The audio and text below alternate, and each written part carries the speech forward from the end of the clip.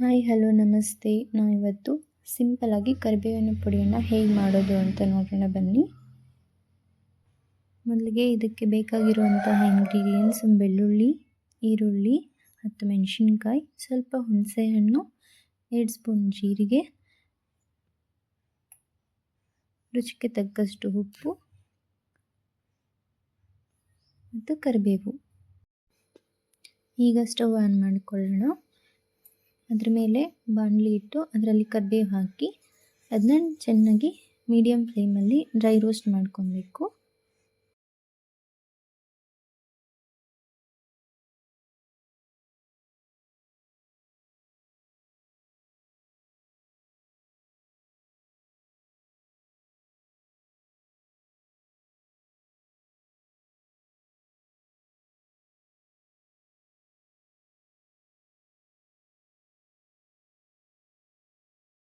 ಅದ್ರ ಜೊತೆಗೆ ಈಗ ಒಣಮೆಣಸಿನ್ಕಾಯಿನ ಸೇರಿಸ್ಕೊಳ್ಳೋಣ.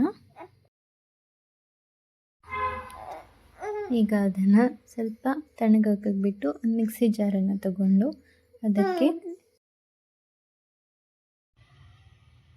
ಬೆಳ್ಳುಳ್ಳಿ, ಈರುಳ್ಳಿ, ಉಪ್ಪು, ಹುಣಸೆಹಣ್ಣು, ಜೀರಿಗೆ, ಡ್ರೈ ರೋಸ್ಟ್ ಮಾಡ್ಕೊಂಡಿರೋ ಅಂಥ ಕರಿಬೇವು ಎಲ್ಲ ಮಿಕ್ಸಿ ಜಾರಿಗೆ ಹಾಕ್ಕೊಂಡು ನುಣ್ಣಗೆ ಪುಡಿ ತಯಾರು ಮಾಡಿಕೊಂಡ್ರೆ ಎಷ್ಟೋ ಹೆಲ್ದಿ ಆ್ಯಂಡ್ ಟೇಸ್ಟಿಯಾಗಿರೋವಂಥ ಕರಿಬೇವಿನ ಪುಡಿ ರೆಡಿ ಆಗುತ್ತೆ.